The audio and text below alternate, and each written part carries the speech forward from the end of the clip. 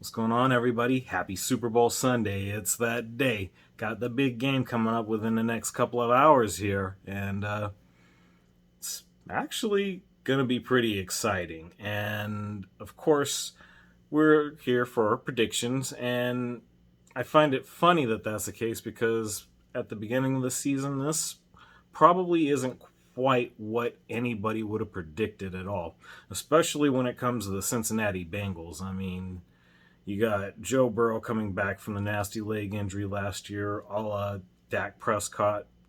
I mean, similar situations, both were carted off. I'm not going to try to outweigh one with the other as far as which one was worse, but just to come back from what each of these guys have come back from is something that definitely deserves an awful lot of respect. Certainly got to give them credit for putting in the work. And, that's really all it boils down to at the end of the day. And if nothing else, I would dare say that's probably the best way to look at the season for the Cincinnati Bengals is they just did the work. I mean, you look at everything that they've been through. I mean, I wouldn't say there was any significant adversity. I mean, really a couple of two-game losing streaks. First to the Jets and the Browns, which they lost twice to. And then, of course, again a few weeks later with the Chargers and the 49ers. And, you know, a lot of those things won't define necessarily what you do in the playoffs because then it's a whole other ball game, no pun intended. I mean, everything changes at that point, and it shows. I mean, with the way they were able to overcome the Raiders, then the Titans, and the Chiefs in overtime, and after losing the coin toss going into overtime, and just the things that they were able to do from that point to now, it's just you can't look at it any other way but say they deserve to be in LA where they're at right now. I got it on my screen here. They're getting their little warm ups going right now. Jamar Chase and others, but yeah, I gotta say it's been a really long time since that I can think of that anything like this has happened. I mean, I would have to look back on it. I'd say the only other thing that it may remind me of is probably the first Ravens Super Bowl championship, which a lot of similarities. I don't know that the Bengals defense is quite as impactful as what the Ravens were back then, but they definitely got the job done. Again, I'm gonna keep going back to that through and through as I make these predictions, and that's pretty much a lot of what I'll say in a lot of different cases, but certainly shows with the Bengals here, and they're going to be bringing it today. And with that being said, they're going to have to, especially against an LA Rams team that, on both sides of the ball they're literally as good as anybody. I mean, thinking about the defense, you already had Aaron Donald and Jalen Ramsey, who was brought in, and along the way, you would add Von Miller from my Denver Broncos. I mean, man, I just can't put to words, how impressive that is. And it's easy to say that you should expect that under those circumstances, especially not only having brought in Von Miller, Leonard Floyd, again, Jalen Ramsey was brought in using draft picks. I mean, they have no draft picks for the next few years. Imagine that, going all in on that just for a Super Bowl. I mean, I guess there are things about that I may or may not know about, but that's topic for a whole other discussion right there. All the same, the Rams came out of the gate pretty strong. Three out of their first four, that fourth one being that first loss at home to the Cardinals, which really interesting how that panned out. I mean, they were the ones that were looking like the juggernaut up until I believe it was week 8 or week 9 when Green Bay came into town and just brought everything back down to reality, and it was just pretty wild to see how much that turned around since then. But the Rams, they were never really out of it, no matter how good the Cardinals were doing, and they just they just kept pushing, you know. I mean, they kept doing everything they could, even with a losing streak, a 3-game losing streak to the Titans, the Niners, who they lost to twice, and the Packers. I mean,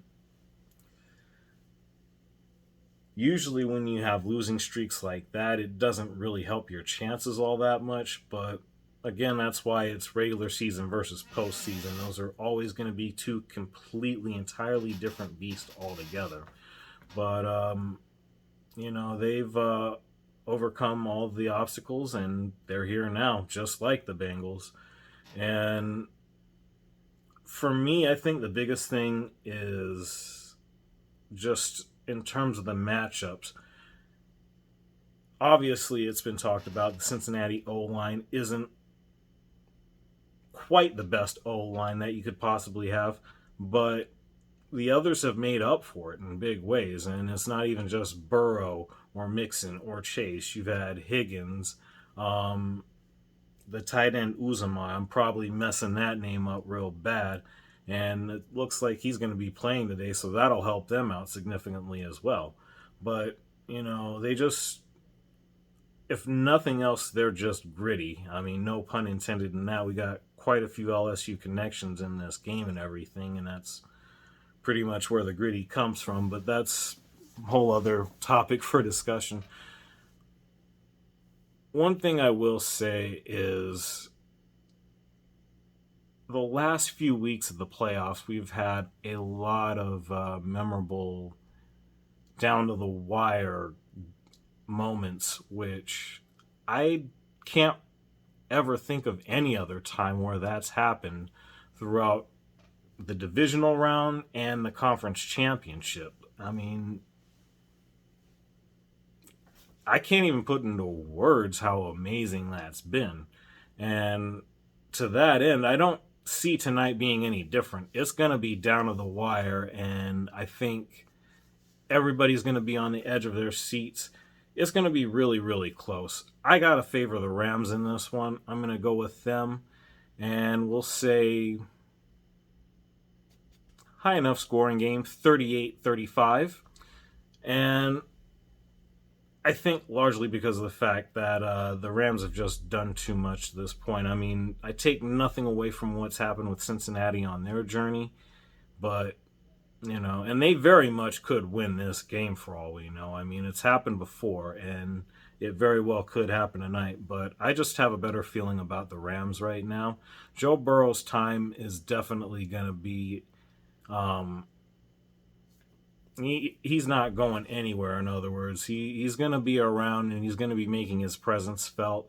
You know, I mean, they are already making the comparisons to Tom Brady in terms of how he operates in the pocket, which I will admit that's probably the closest we're going to see to that. I mean, you think about a guy like Mahomes. I mean, he winds up more out of the pocket than anything else when he has to, you know, avoid pressure and everything. Same thing with the guys like Lamar Jackson, Kyler Murray, and such. You know, Burrow definitely has that gift about him. And if nothing else, that's definitely going to help him.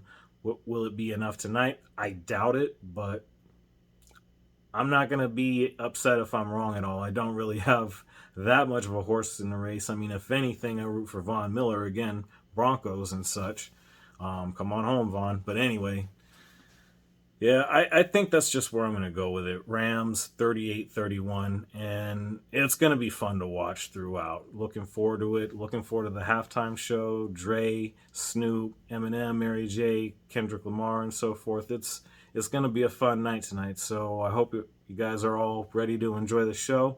With that, I'm going to go ahead and do the same. Also, I did mention before, live reaction stream going to be coming up. Twitch.tv/ANJ Network. I botched it on the last video. We're going to make sure the link's in this one. With that being said, I thank you for being here. Thanks for having me.